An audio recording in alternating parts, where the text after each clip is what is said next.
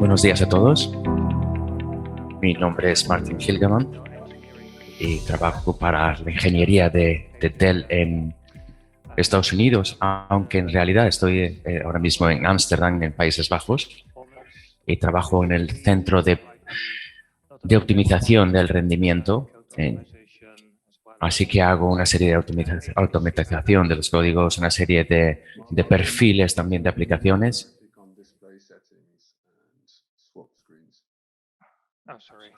Estamos intentando poner la presentación en la pantalla.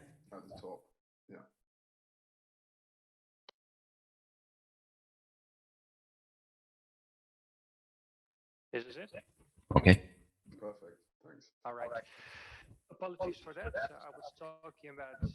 Disculpas por eso. Estamos hablando del tipo de trabajo que hago para lograr tener mejor información sobre las necesidades de los servicios de HPC, porque al final nuestros servicios lo único que hacen es tratar de acomodar estos servicios de HPC y los distintos nodos de HPC. Y lo que muchas personas no saben es que llevamos ya un gran historial con HPC, que empezó en los años 90, donde todo el mundo empezaba a tener sus propios centros de silicio, por así decirlo, donde teníamos los CPUs, tenían sus distintos firmware en sus distintos sistemas, tenían sus distintos módulos de memoria encima de eso, y tenían sus sistemas de programas, sus ecosistemas de programas. De hecho, eran sistemas muy especializados.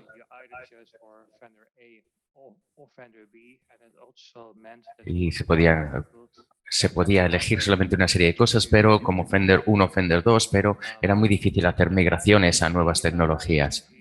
Y después, a finales de los 90, Thomas Sterling y Donald Becker empezaron con el sistema o el concepto Beowulf, en que vieron que utilizando una serie de procesadores de Pentium estándar, utilizando muchos de estos y los unías, los ensamblabas juntos en una red, que en ese momento era una Ethernet, podías crear un clúster y a partir de ahí podías realizar toda una serie de compilaciones HPC por un precio mucho más reducido de los grandes ordenadores. En Dell ya éramos grandes en cuanto a los ordenadores personales, pero también éramos uno de los primeros en unirnos a este nuevo sistema de Beowulf. Y en 1999 tuvimos nuestro primer centro en la Universidad de Cornell. Y a partir de ahí tuvimos toda una serie de invenciones, como programa de soluciones de HPC. Tuvimos un clúster en NCSA y también en los laboratorios nacionales de Sandia. Y en ese momento era el número 4, el número 6 dentro de los 100 más grandes del mundo.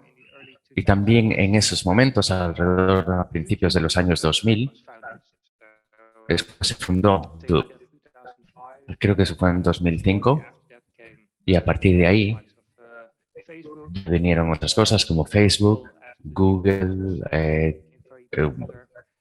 se convirtió en una herramienta de búsqueda muy popular.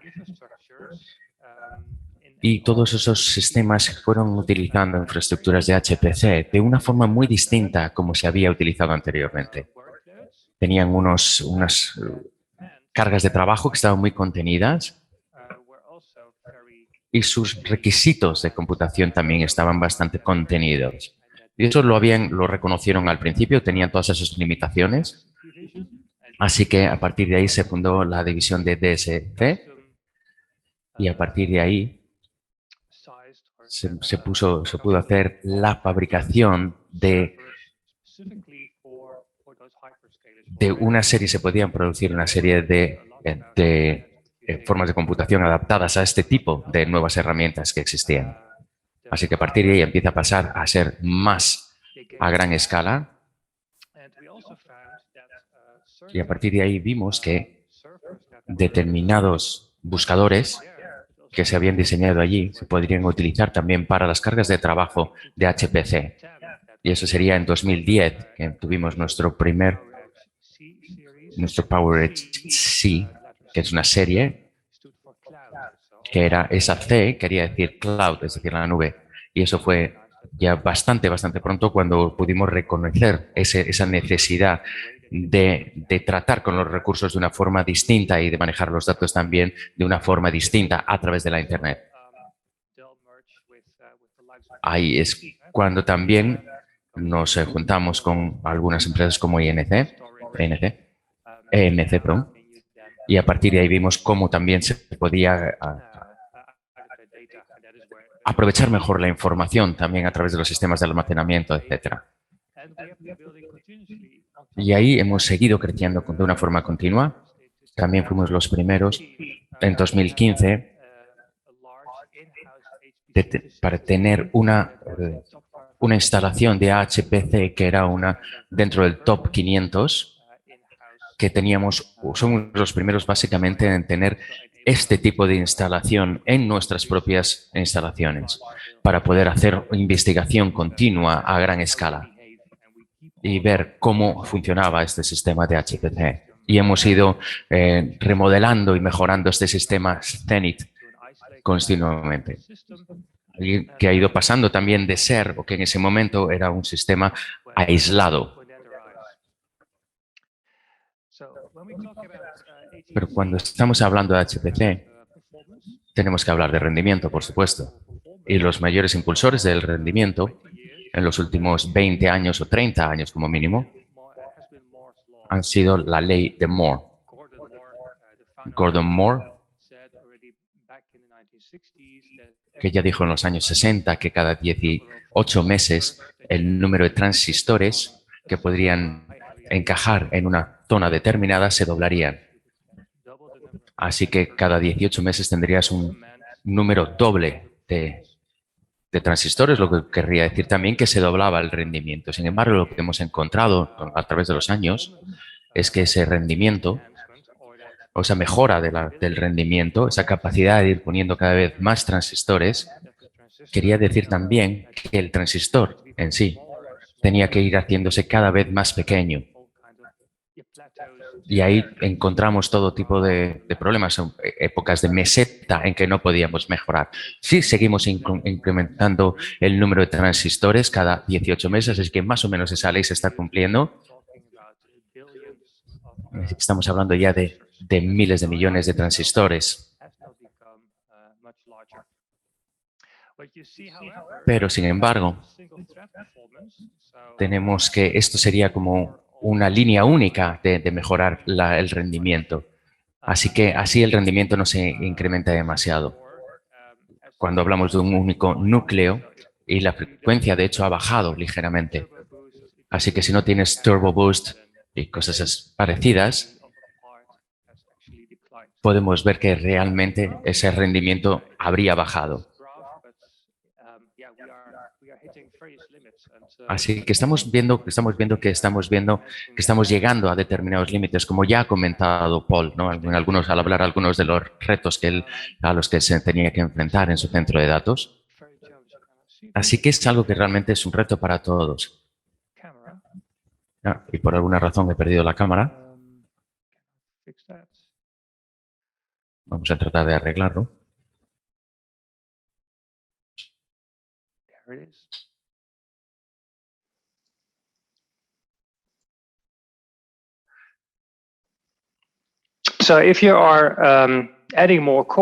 Así que si estamos añadiendo más núcleos o más transistores, de hecho, lo único que puede realmente aumentarse el número, solamente puedes llegar a un determinado número de transistores, ¿no? Que ahora mismo, sin embargo, lo estamos haciendo a través del número de núcleos, de forma que el número de transistores se vería reflejado en ese número de núcleos. Así que llegamos a tener, por ejemplo, una CPU de 28 núcleos distintos. El último sistema que se ha sacado hace medio año más o menos ya tiene 48 núcleos en el chip. Pero si quieres utilizar de una forma eficiente esos núcleos, para mejorar el rendimiento, que es de lo que se trata al final, tenemos que ver la ley de Amdahl. Y lo que nos dice, también en los años 60, de Jean Amdahl, dice que si vas a tener una estructura paralela, que al final va a dominar, lo que va a dominar ese rendimiento va a ser la eficiencia que no está yendo en paralelo. Por ejemplo, si tenemos una aplicación que es 80% en paralelo, que el 80% del tiempo va en paralelo a través de distintos núcleos múltiples, pero al final lo que va a hacer que se limite tu rendimiento va a ser la parte que sigue de una forma lineal, ¿de acuerdo? Con un único núcleo. De forma que si sigo añadiendo más núcleos, puedo ver que esa fracción, esa parte marginal, va a ser la que se va a ir dominando el rendimiento. De forma que si tengo 16 núcleos, no voy a tener 16 veces más núcleos, sino que los últimos núcleos van a utilizarse a un nivel mucho más bajo, a un nivel de 4. Así que solamente incluiría un margen, de forma que esto va a ser un reto. ¿Cómo podemos seguir incluyendo más núcleos, pero que realmente sigan significando un incremento lineal en cuanto al rendimiento? Así que tenemos distintos tipos de límites en cuanto a la frecuencia, como la ley de Ohm, que quiere decir que solo podemos tener una corriente determinada a través de nuestros transistores, que tiene que ver con el voltaje, que es una física básica. Después tenemos que hablar de la densidad, que sería otro factor de limitación, que tiene que ver con la ley de Moore, pero que limita la ley de Amdahl.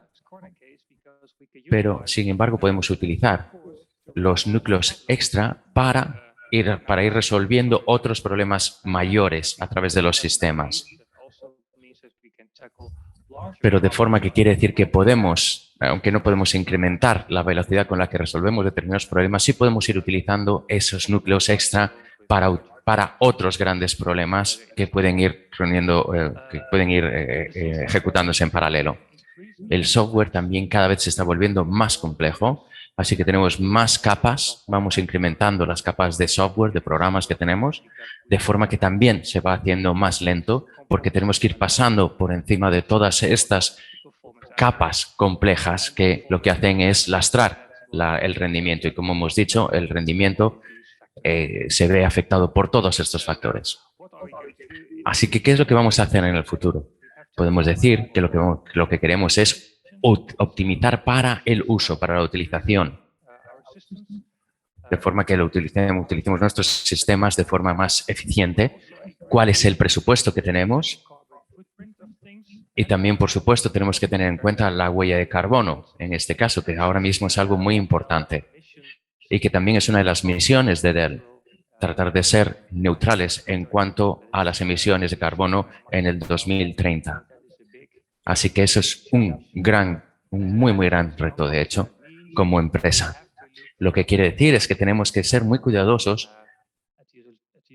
a la hora de ver la utilización de los sistemas de alimentación y del consumo eléctrico.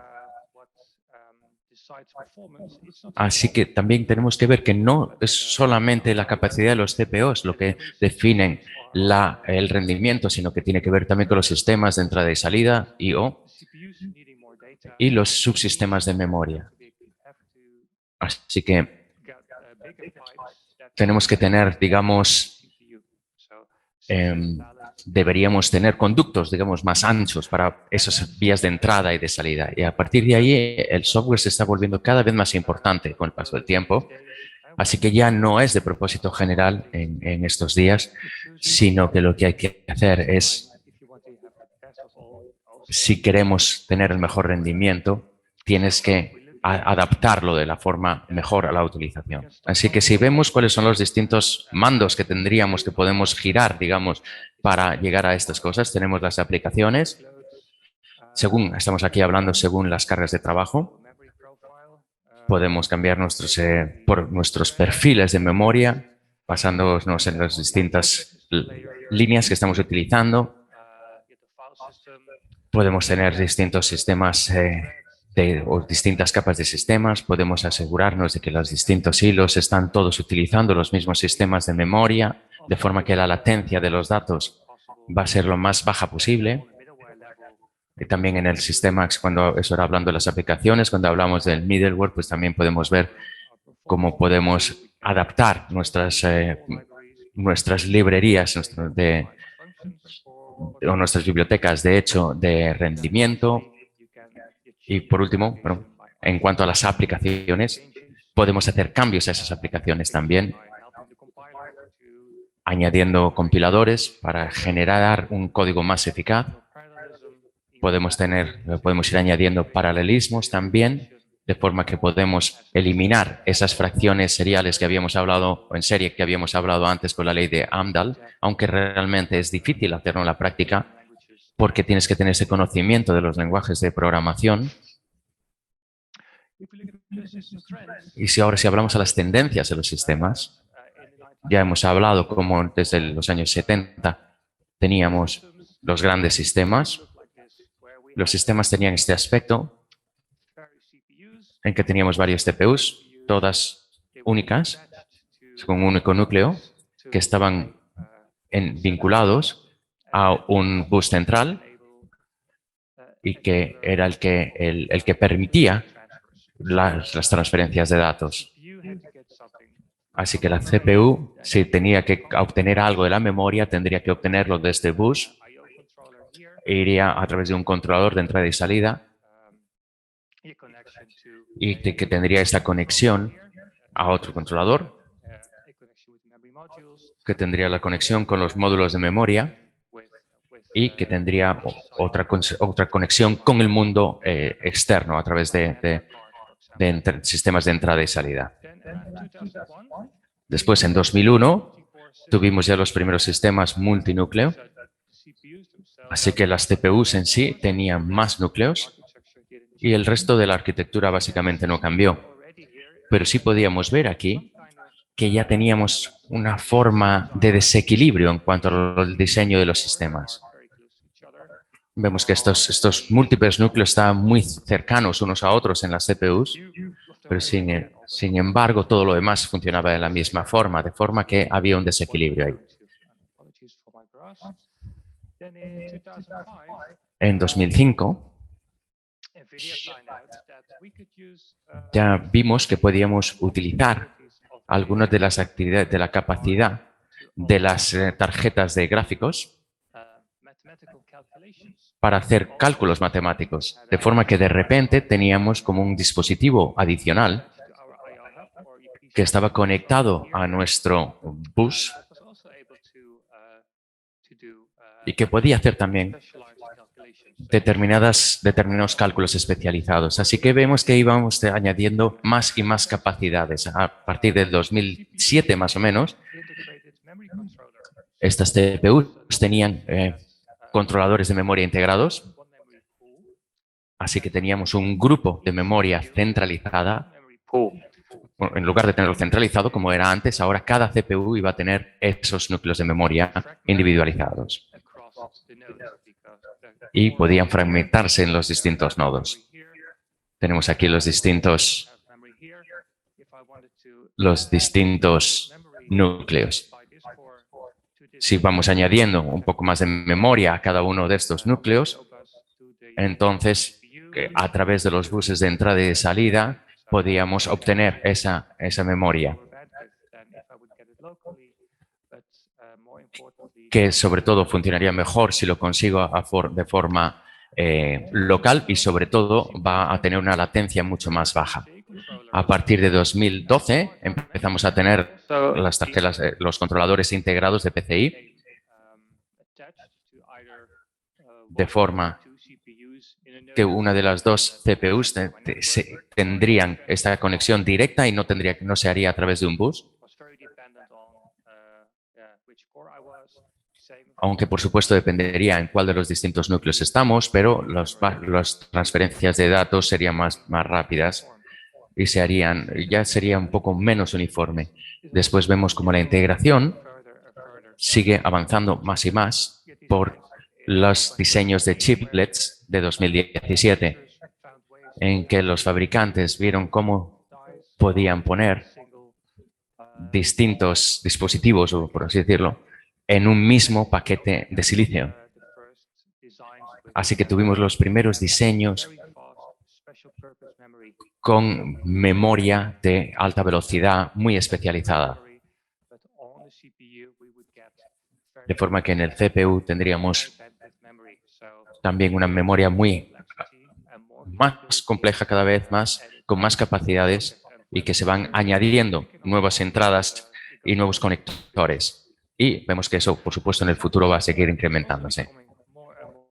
El software, los programas también se están haciendo cada vez más complejos. Lo que tenemos hoy, tenemos los clusters que están aislados, como en silos. Paul ya ha comentado cómo él utilizaba OpenStack, donde trataba de obtener soluciones para todos estos departamentos que están en silos, por así decirlo, que están aislados. De forma que si puedes construir algo de forma específica para lo que quieres conseguir. Y eso es lo que estamos viendo también en Dell.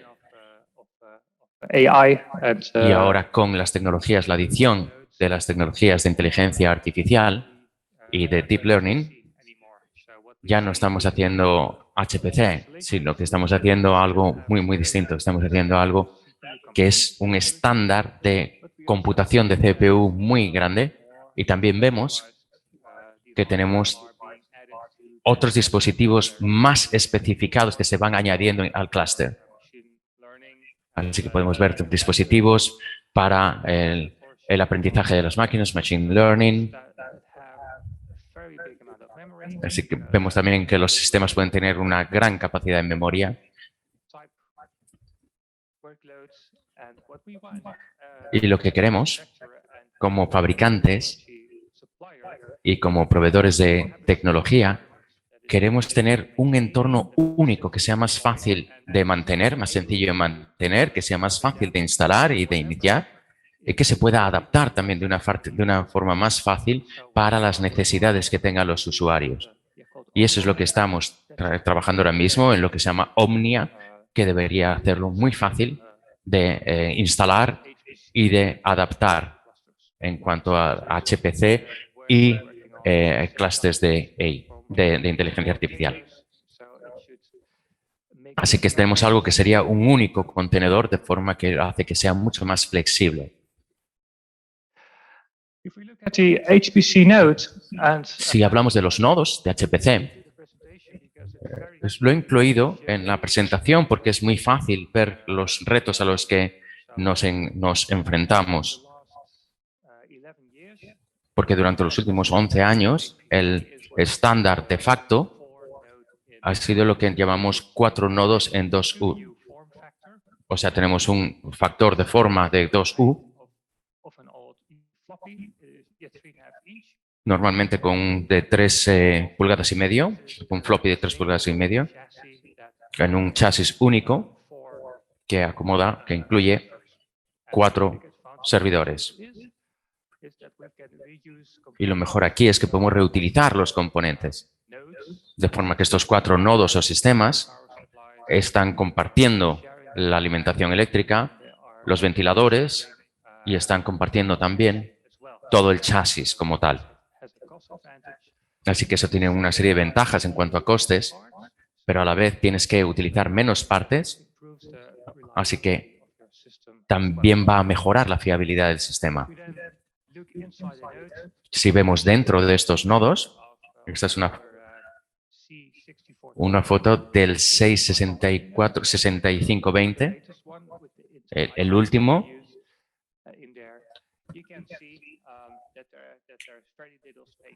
Podemos ver que hay muy poquito espacio. Tenemos los Ice Lake en la CPU, lo vemos muy claramente también los 8 módulos de memoria, con los 8 canales de memoria.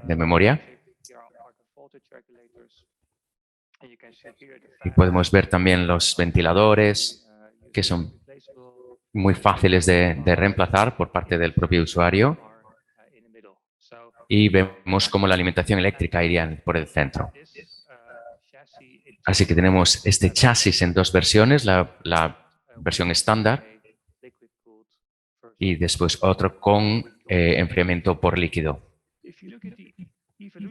Si vemos la evolución de estos SLED,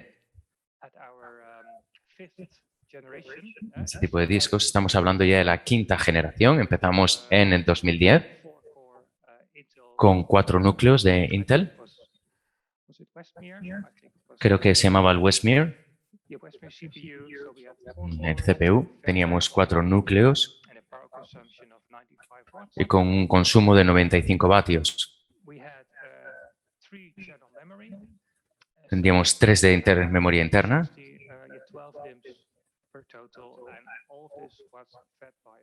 y todo esto con una alimentación eléctrica de 1400. Después vemos este de 4 canales, que es básicamente mucho de lo que habíamos hablado antes con la ley de Amdahl, que vemos que vamos añadiendo cada vez más núcleos, ya sean de Intel o de AMD.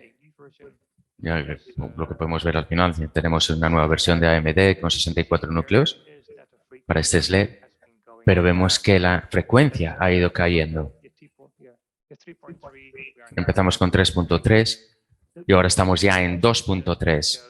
Y también vemos que el consumo, sin embargo, ha cambiado de 95 a 270 vatios. Y con AMD sería incluso más, con 280. Vemos que el factor de forma prácticamente no ha cambiado. Tenemos que acomodar 3 veces más de potencia y de disipación del calor. Así que ese es un gran reto, eso desde luego. Tenemos más canales de memoria. De 12 hemos pasado a 16. Pero también vemos que es lo que tiene que hacer la alimentación eléctrica. Así que tenemos que tener y que poner en equilibrio todas estas mejoras de los últimos años para construir un sistema que sea también sostenible. Si vemos al futuro, si miramos al futuro, vemos que esto puede que no sea tan sostenible como pensábamos. Esta sería como nuestra bola de cristal.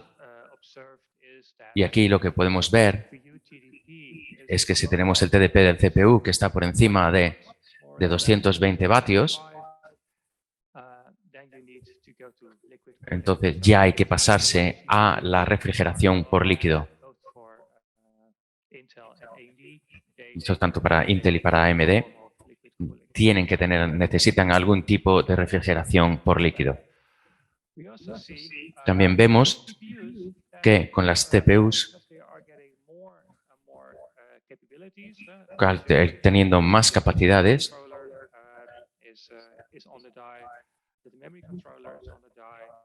vemos que no tenemos cada vez menos controladores de memoria, etcétera, pero sí necesitamos tener otras funcionalidades como seguridad, por ejemplo, comunicación de nodo a nodo, de forma que el número de conectores se ha ido incrementando. Ahora tenemos unos 4500 pins y esta es una tendencia que no va a parar, pins o conectores. Así que las CPUs cada vez van a ser más grandes. Así que ¿dónde vamos a ponerlos? Y a la vez es algo que vemos, y aunque esto es un poco difícil de leer aquí en la diapositiva, vemos la latencia y el ancho de banda también han ido incrementándose. Así que para todo esto, cuanto más es mejor. Después vemos el ancho de banda también de la memoria, pero vemos que no se están incrementando. Y la latencia.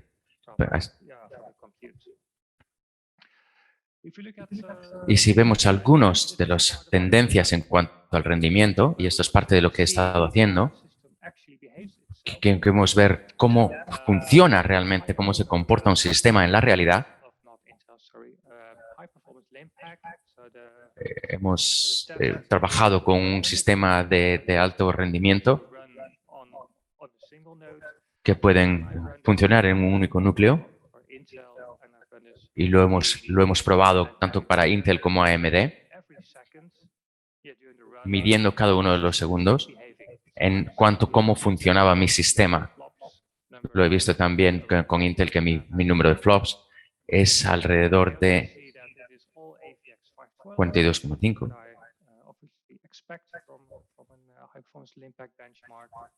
También esto es lo que se suele esperar.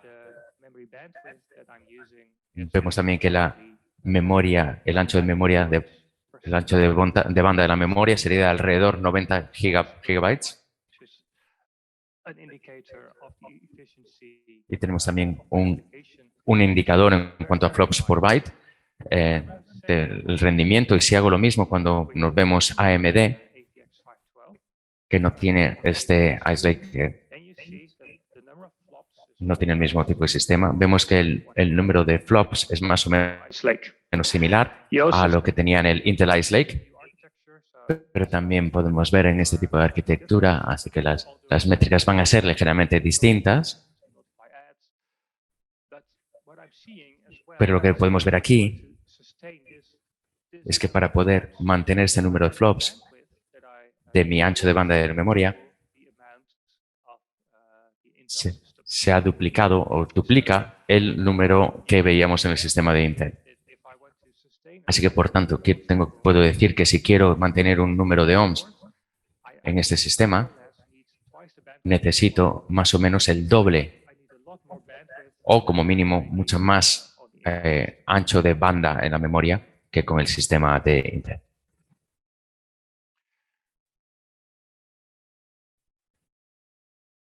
Aquí lo otro.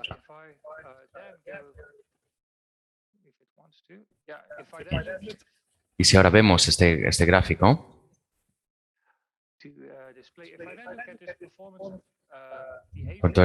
si veo el comportamiento del rendimiento a lo largo del tiempo, en cada uno, estamos aquí demostrando cada uno en cada 10 milisegundos, y lo hago 100 veces en cada segundo. Esto es lo que obtengo en cuanto a los números de flops. Aquí vemos que el número total sería más bajo. Aquí otra vez estamos hablando con otro tipo de Ice Lake, pero vemos que los flops a lo largo del tiempo son bastante constantes.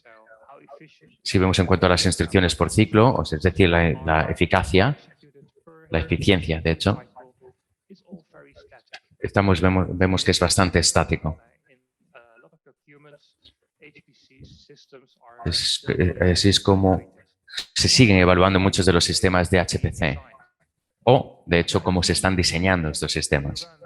Pero si lo hacemos en una aplicación real, la foto que tenemos, la imagen, es muy distinta.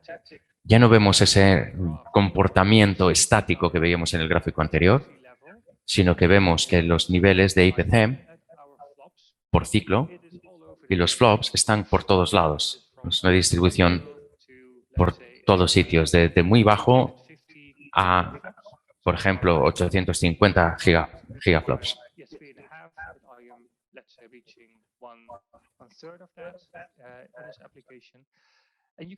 Y también podemos ver que mi aplicación como tal se comporta de una forma distinta. Si observamos un poquito más de cerca, sí podemos ver que emergen una serie de patrones. Y esto es lo que de hecho está haciendo mi aplicación.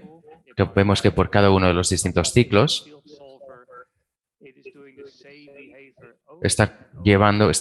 teniendo el mismo comportamiento una y otra vez. Y esto lo vamos a ver en casi todas las cargas de trabajo de HPC. Así que a lo mejor en el futuro podemos hacerlo de otra forma.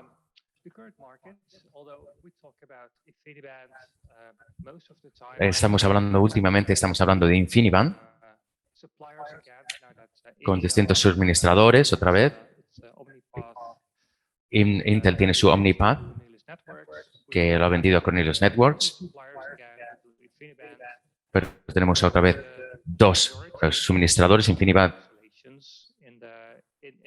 frente a Ethernet. que en Ethernet es como siguen estando casi la mitad de las instalaciones de HPC. Así que sí estamos hablando de algún tipo de conexión un poquito mejorada que va a tener una mejor latencia.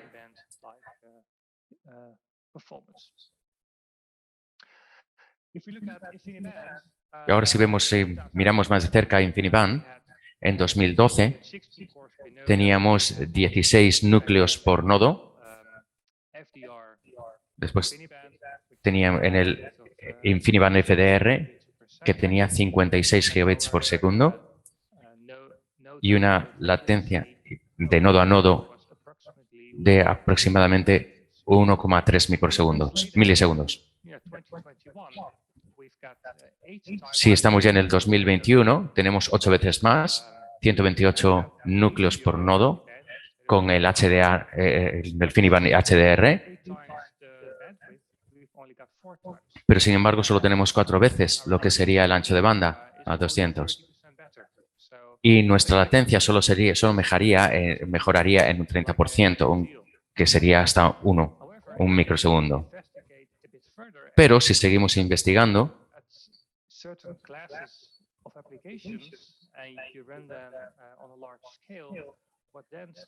y esto lo vemos a gran escala, lo que vemos es que lo que empieza a dominar el rendimiento es lo que tenemos aquí, por ejemplo, AllReduce, que de todos los distintos servidores que estamos viendo, los juntamos todos y vemos y distribuimos el resultado total.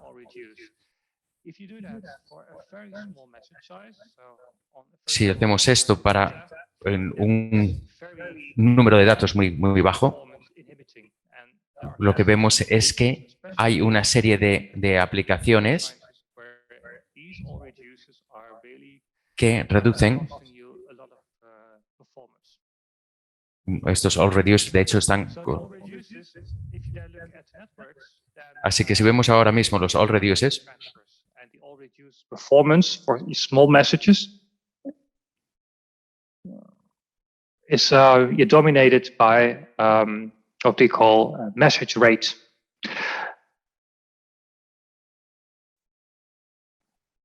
So that message rate, that is the key thing. So esta tasa de mensajes es algo clave.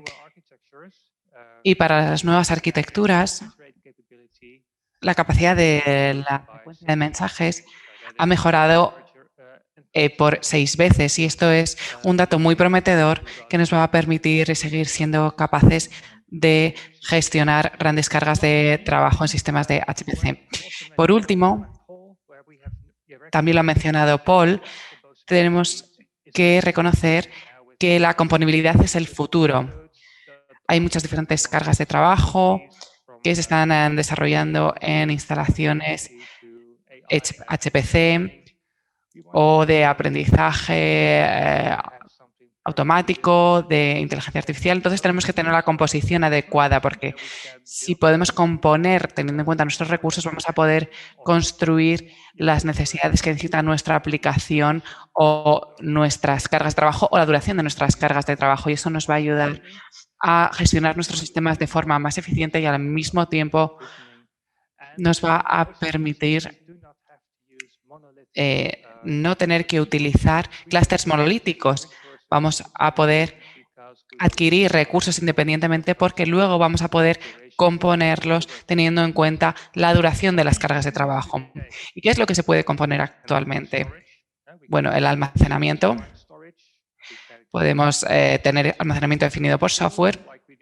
También podemos tener piscinas de almacenamiento paralelo, por ejemplo. También podemos componer redes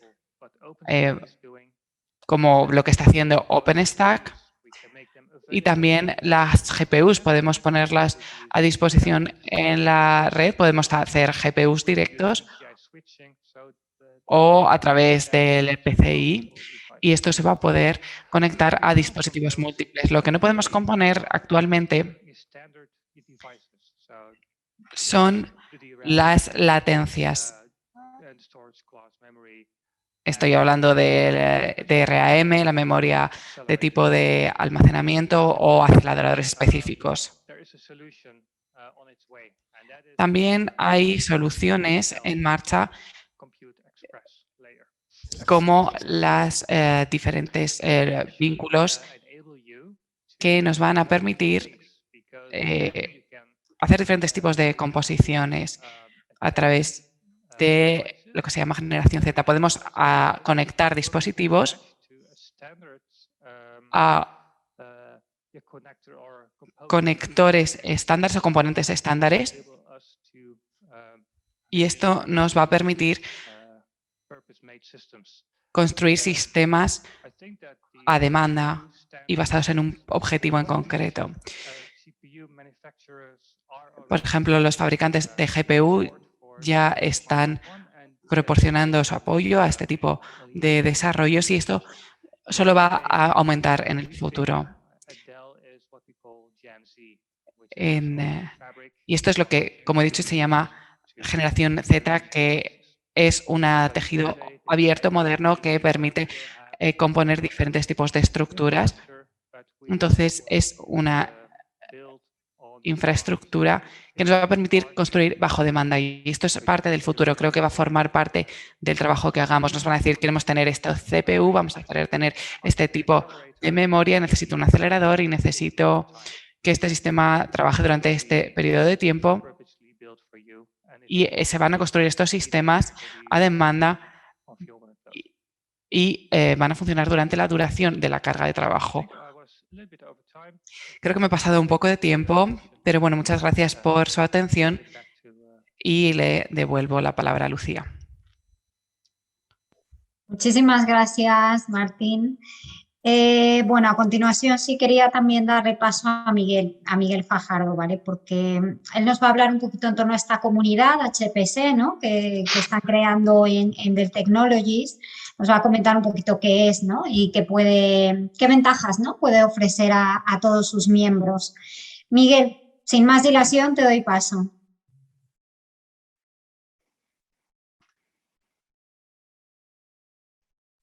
Digo, perdona, que estaba en mute. Muchas gracias. A ver si puedo compartir aquí mi pantalla. Un segundito.